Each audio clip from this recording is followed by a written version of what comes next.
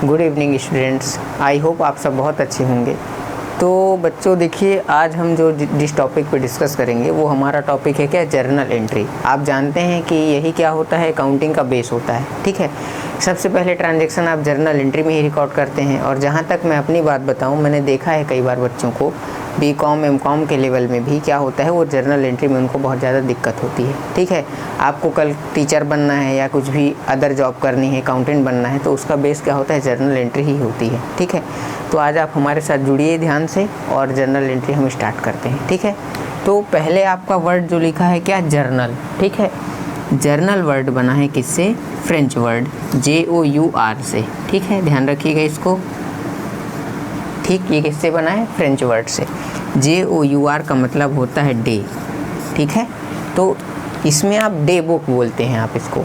तो अब जो डेली टू डेली ट्रांजैक्शन होते हैं उनको रिकॉर्ड किया जाता है किसमें, जर्नल एंट्री में। ठीक है, तो अब आप देखिए, जो आपके रिकॉर्ड करने के अप्रोच है जर्नल एंट्री के या बनाने के अप्रोच हैं, उसको हम देखते हैं। ठीक है, इसके दो अप्रोच हैं, एक है ट्रेडिशनल अप्रोच, दूसरा है मॉडर्न अप्रोच। उनके बारे में देखते हैं। आप इसको ऐसे बांट सकते हैं, तो इसको ध्यान रखिएगा। जो जर्नल वर्ड बना हुआ है किससे बना है, JOUR से। इसका मतलब होता है डे। ठीक है, तो जो डेली टू डेली ट्रांजैक्शन होते हैं उनको इसमें रिकॉर्ड किया जाता है। ठीक है, चलिए अब देखते हैं हम लोग अप्रोच देखते हैं। ठीक है,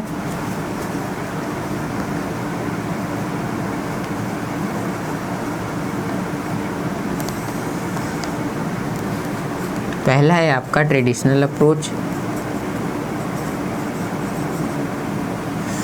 दूसरा है आपका मॉडर्न अप्रोच। और ध्यान रखिए, जर्नल एंट्री अगर आप ध्यान से नहीं सीखेंगे तो ना आप आगे लेजर बना पाएंगे, ना ही ट्रायल बैलेंस और ना ही फाइनल अकाउंट। आपको अकाउंटिंग साइकिल के बारे में तो अच्छे से पता होगा। 3 बेसिक स्टेप हैं बस, रिकॉर्डिंग, क्लासिफिकेशन एंड समरी ना। तो रिकॉर्डिंग में क्या आता है आपका, जर्नल, तो यहीं से पूरी बात चालू होती है। ठीक है, तो पहला अप्रोच है आपका ट्रेडिशनल, दूसरा है आपका मॉडर्न अप्रोच। ट्रेडिशनल अप्रोच को हम बोलते हैं ब्रिटिश अप्रोच। ठीक, और मॉडर्न अप्रोच को आप बोलते हैं अमेरिकन अप्रोच। ठीक, तो आपके ये 2 अप्रोच हो गए। अप्रोच का मतलब होता है दृष्टिकोण, मतलब कोई किसी चीज़ को कैसे डिफाइन करता है। देखिए, आपने बुक में जैसे मैनेजमेंट पढ़ा है आपने, अलग अलग ऑथर ने अलग अलग डेफिनेशन दी है अपने अपने हिसाब से, वैसे ही इनका भी है। इन्होंने अपने हिसाब से बताया आप ऐसे ट्रांजैक्शन को रिकॉर्ड करिए, और इन्होंने बताया आप ऐसे ट्रांजैक्शन को रिकॉर्ड करिए। ठीक है, तो देखिए जो ट्रेडिशनल अप्रोच है, तो ट्रेडिशनल अप्रोच में उन्होंने जितने ट्रांजैक्शन होते हैं, उन्होंने क्या कहा कि आप सारी चीज़ों को किस में बांट लीजिए, अकाउंट्स में बांट लीजिए। ठीक है, तो इन्होंने जो बताया, इन्होंने कहा आप 2 अकाउंट्स में बांट लीजिए। पहला है पर्सनल, दूसरा है इम्पर्सनल। ठीक, जिससे आप ट्रांजैक्शन को ईजिली रिकॉर्ड कर पाएंगे।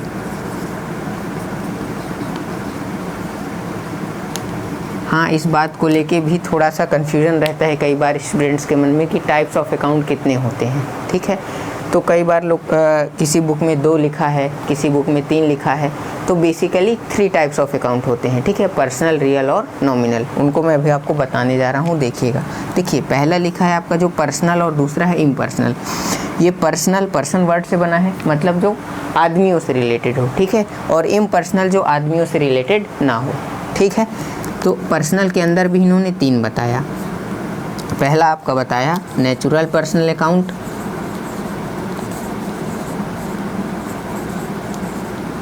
नेचुरल पर्सनल अकाउंट मतलब हम और आप जो जिंदा आदमी हैं, ठीक है, जीवित हैं।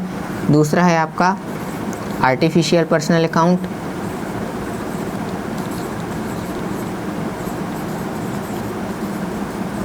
Artificial personal account. अब आर्टिफिशियल पर्सन कौन होते हैं, देखिए आपकी कंपनी हो गई, फर्म हो गई, LLP हो गई, ये सब क्या है आपके आर्टिफिशियल पर्सन कहलाते हैं। ठीक है, फिर तीसरा है आपका क्या, रिप्रेजेंटेटिव पर्सनल अकाउंट।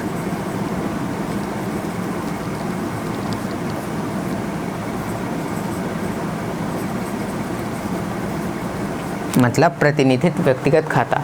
ठीक है, जो किसी का जैसे एम्प्लॉय है, वर्कर है, उनको क्या करता है, उनका प्रतिनिधित्व करता है, उनको रिप्रेजेंट करता है।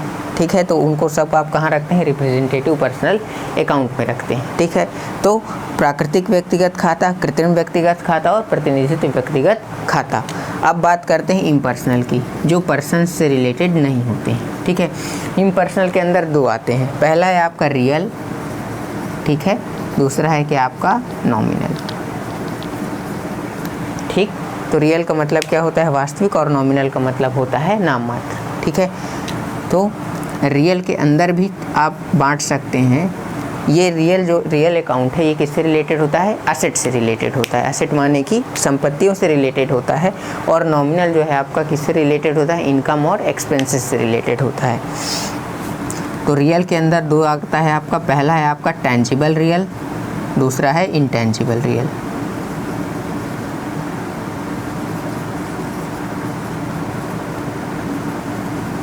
ठीक है, टेंजिबल मतलब जिनको आप देख और छू सकते हैं, मतलब आप टच कर सकते हैं, और इंटेंजिबल क्या होती है, जिनको आप देख और छू नहीं सकते, लेकिन फिर भी वो असेट ही होती हैं। रियल अकाउंट किससे रिलेटेड है, असेट से रिलेटेड है। ठीक है, तो असेट क्या होती है, नॉर्मली जो आपको आपके बिजनेस को रन करने में या इनकम अर्न करने में, प्रॉफिट अर्न करने में क्या करें, हेल्प करें। ठीक है, इन्हीं की मदद से आप बिजनेस को रन करा पाते हैं। टेंजिबल जैसे आपकी बिल्डिंग हो गई, प्लांट हो गई, मशीनरी हो गया, फर्नीचर हो गया, ये सब क्या है, टेंजिबल है। ठीक, और इनटेंजिबल क्या है, गुडविल हो गया, पेटेंट हो गया, कॉपीराइट हो गया, ट्रेडमार्क्स हो गए। ठीक है, इनकी क्या होती है, वैल्यू होती है। इनको आप देख तो नहीं सकते, लेकिन इनकी क्या होती है, रियल वैल्यू होती है, और इनकी हेल्प से क्या होता है, और ज़्यादा बिजनेस को इनकम अर्न करने में हेल्प होती है। ठीक है, तो ध्यान रखिएगा, रियल किससे रिलेटेड होता है, एसेट्स से रिलेटेड। फिर है आपका क्या, नॉमिनल। नॉमिनल का मतलब होता है नाम मात्र के खाते। ठीक है, अगर जैसे मान लीजिए ये इनकम और एक्सपेंस को बेसिकली कंसिडर करता है। जैसे रेंट की बात करूं तो ये क्या है, आपका एक्सपेंस है। ठीक है, बिजनेस के लिए कहीं आप बिजनेस रन कर रहे हैं तो आपको रेंट देना पड़ेगा। ठीक है, तो अगर आपने एक बार रेंट दे दिया तो उसकी कहानी ख़त्म हो गई ना उस महीने की। ठीक है, इनको अगले साल के ट्रांसफ़र के लिए नहीं रखा जाता है, इसीलिए इनका नाम क्या रखा गया है, नॉमिनल अकाउंट। ठीक है, जिस ईयर से रिलेटेड है उसी ईयर इनको क्लोज कर दिया जाता है। ओके, तो आप ब्रैकेट में साथ में लिखते जाइएगा, रियल किससे रिलेटेड है, एसेट से, और पर्सनल किससे रिलेटेड है, आपका पर्सन्स से। ठीक है, तो रियल में बेसिकली क्या आता है, आपका इनकम और एक्सपेंसेस। ठीक, अब देखिए ये तीनों अकाउंट हमने देख लिए। बेसिकली दो हैं, पर्सनल और इम्पर्सनल। पर्सनल के अंदर ये तीनों आ गए, और इम्पर्सनल के अंदर रियल और नॉमिनल। ठीक है, तो कोई भी पूछे अकाउंट्स कितने टाइप के होते हैं तो आपको हर जगह टिक करना होगा 3 टाइप्स ऑफ अकाउंट। पहला है पर्सनल, दूसरा है रियल, तीसरा है नॉमिनल। अब इनके हम ज़रा सा रूल लिख देते हैं, जो कि अकाउंट्स में क्या कहलाते हैं, गोल्डन रूल ऑफ अकाउंटिंग कहलाते हैं। ठीक है, तो अगर कई बार ऐसा होता है कि कितने भी बड़े बच्चे हो जाते हैं तो आप उनसे अचानक से पूछिए, कॉमर्स के स्टूडेंट ही, कि गोल्डन रूल ऑफ अकाउंट्स बताओ, तो वो कन्फ्यूज़ हो जाते हैं। ठीक है, अगर आप कॉमर्स के सच्चे स्टूडेंट्स हैं तो आपको गोल्डन रूल आना ही चाहिए, ये अनिवार्यता है। ठीक है, चलिए अब मैं रूल लिखता हूँ, आप स्क्रीनशॉट ले लीजिए जल्दी से। ठीक है, चलिए अब आगे बढ़ते हैं। तो ट्रेडिशनल ख़त्म होने के बाद फिर हम मॉडर्न की तरफ चलेंगे। ओके, तो अभी हम ट्रेडिशनल के अंदर ही गोल्डन रूल लिखने जा रहे हैं।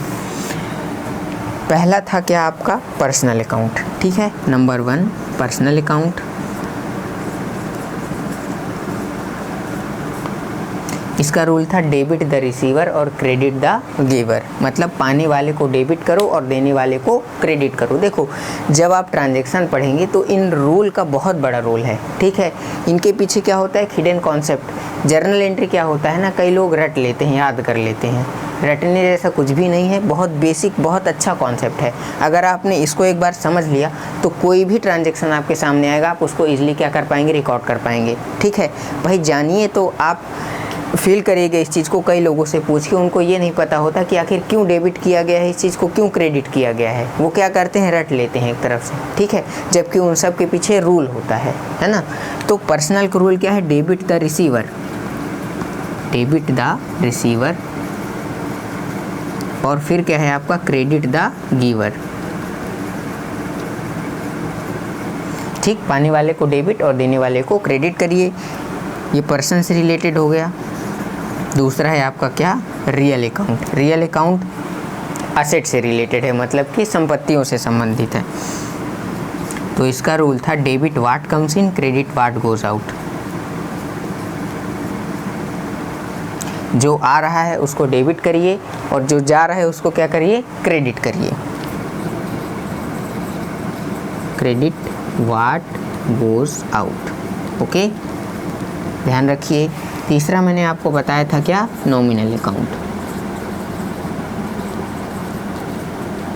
नॉमिनल अकाउंट का रूल क्या था, देखिए debit all expenses and losses, credit all income and gains.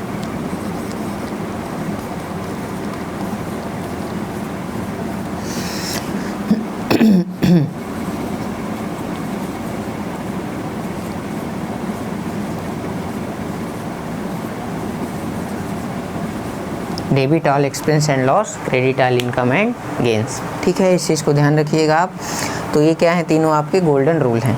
ठीक है, और जो मैंने आपको एक अकाउंट का टाइप बताया था पर्सनल के अंदर, पहला कौन सा बताया था आपको, नेचुरल पर्सनल अकाउंट, दूसरा आर्टिफिशियल और तीसरा रिप्रेजेंटेटिव पर्सनल अकाउंट। ठीक है, तो देखिए रिप्रेजेंटेटिव पर्सनल अकाउंट जो होता है, तो जो इनकम और एक्सपेंस होते हैं, जो जब उनके आगे कोई प्रीफिक्स या लास्ट में सफिक्स जोड़ दिया जाता है तो वो क्या बन जाते हैं आपके रिप्रेजेंटेटिव पर्सनल अकाउंट। मतलब इनकम और एक्सपेंस के आगे जब भी आप कोई प्रीफिक्स या सफिक्स जोड़ देते हैं तो वो क्या बन जाते हैं आपके रिप्रेजेंटेटिव पर्सनल अकाउंट बन जाते हैं। इस चीज़ को आप ध्यान रखिएगा। ठीक है, चलिए, तो आई होप आपने इनको नोट कर लिया होगा और ध्यान रखिएगा, ये आपको याद होने चाहिए, तभी क्या होगा, जर्नल एंट्री करने में आपको मज़ा आएगा। ठीक है, चलिए, ये तो हो गया आपका ट्रेडिशनल अप्रोच।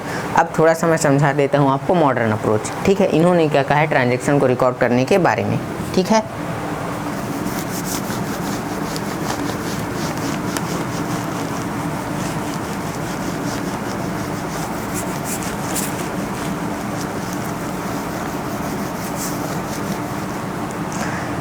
देखिए मॉडर्न अप्रोच क्या होता है, इन्होंने आपने क्या पढ़ा होगा, एक रूल बेसिकली देखा होगा, असेट्स इक्वल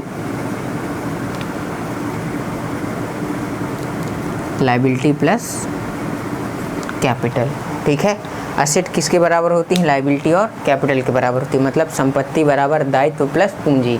अच्छा, एक चीज़ ध्यान रखिएगा, इस इक्वेशन को बहुत ध्यान से, ये बेसिक वाला आप ध्यान रखिए, क्योंकि कई बार क्या करते हैं क्वेश्चन में वो लोग एक चीज़ गायब कर देंगे और फिर आपसे पूछेंगे, तो आपको थोड़ा सा आइडिया होना चाहिए कि आप ट्रांसफ़र करेंगे तो क्या माइनस होगा क्या प्लस होगा। ठीक है, अब सपोज़ करिए इसमें से मुझे क्या कैपिटल का फॉर्मूला बनाना है।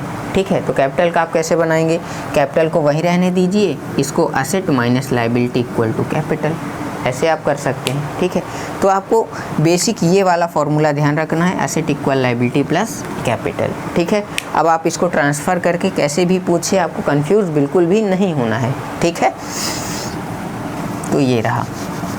अब देखिए इन्होंने बेसिकली बहुत ज़्यादा रूल नहीं बताया है। ठीक है, इन्होंने कोई अकाउंट्स में भी नहीं बांटा है चीज़ों को। ठीक है, ये कहते हैं कि अगर आपकी असेट, इसको समझने के लिए आप इसको डेबिट साइड कर लीजिए और इसको क्या कर लीजिए, क्रेडिट साइड कर लीजिए। ठीक है, अब ये कहते हैं कि अगर आपकी असेट इंक्रीज़ हो रही है, देखो ये डेबिट साइड है और असेट कहाँ लिखी है, डेबिट साइड में। अगर आपकी असेट क्या हो रही है, ये ए से मैं असेट लिखूंगा, एल से लायबिलिटी, सी से कैपिटल लिखूंगा। ठीक है, ध्यान रखिएगा इस चीज़ को। अगर आपकी असेट क्या हो रही है, इंक्रीज़ हो रही है, तो आप इसको क्या कर दीजिए, डेबिट कर दीजिए। ठीक है, अरे भाई डेबिट साइड लिखा है, अब आपकी एसेट आपके पास सपोज़ करिए 1000 की पहले से अवेलेबल है और आपके पास 2000 की एसेट और आ गई, तो आप किधर शो करेंगे, इधर ही साइड तो शो करेंगे। तो अगर आपकी एसेट इंक्रीज़ हो रही है तो क्या कर दीजिए, उसको डेबिट कर दीजिए, और एसेट डिक्रीज़ हो रही है तो क्या कर दीजिए, क्रेडिट कर दीजिए। ठीक है, देखो अकाउंटेंसी में हम ज़्यादातर चीज़ों को नीचे लिख के माइनस नहीं करते हैं, हम क्या करते हैं, साइड उसका बदल देते हैं। ठीक है, अगर आप अपोजिट साइड लिख देंगे तो उसका मतलब वही होता है, माइनस करना ही होता है। इस चीज़ को जब आप क्या करेंगे, अकाउंट्स वगैरह बनाएंगे या लेजर में जब आपको पढ़ाऊंगा तो आप फील करेंगे। ठीक है, तो एसेट इंक्रीज़ हो रही है तो डेबिट करिए, एसेट डिक्रीज़ हो रही है तो क्रेडिट करिए। ठीक है, अब लायबिलिटी किधर लिखा है भाई, अच्छा यहाँ देखिए ये दोनों लायबिलिटी ही है। ठीक है, लेकिन जो कैपिटल है आपकी इंटरनल लायबिलिटी कहलाती है और ये जो लिखा है ये एक्सटर्नल लायबिलिटी के लिए लिखा है। ठीक है, अगर आपकी लायबिलिटी बढ़ रही है तो क्या कर दिए, सिंपली उसको क्रेडिट कर दीजिए। ठीक है, क्योंकि लायबिलिटी कहाँ लिखी है, क्रेडिट साइड लिखी है। और अगर आपकी लायबिलिटी डिक्रीज हो रही है तो क्या कर दीजिए, डेबिट कर दीजिए। ओके, ये लीजिए। अब देखते हैं हम इनकम और एक्सपेंस के बारे में इन्होंने क्या कहा। ठीक है, अगर आपके एक्सपेंस हो रहे हैं, ठीक है, एक्सपेंस हो रहे हैं भाई, तो एक्सपेंसेस को आप क्या कर दीजिए, डेबिट कर दीजिए। ठीक है, और अगर आपकी इनकम हो रही है तो इनकम को आपको क्या करना है, क्रेडिट करना है। ठीक है, इनकम को आपको क्या करना होगा, क्रेडिट करना होगा। ठीक है, तो इस चीज़ को आप ध्यान रखिएगा। ओके, तो यही है मॉडर्न अप्रोच और ज़्यादा कुछ भी नहीं है। ओके, तो आई होप आपको ये बेसिक रूल समझ में आए होंगे। ठीक है, तो चलिए मिलते हैं नेक्स्ट वीडियो में। अब हम लोग अगले वीडियो में जब मिलेंगे तो उसमें जर्नल एंट्री को रिकॉर्ड करना सीखेंगे। ठीक है, चलिए।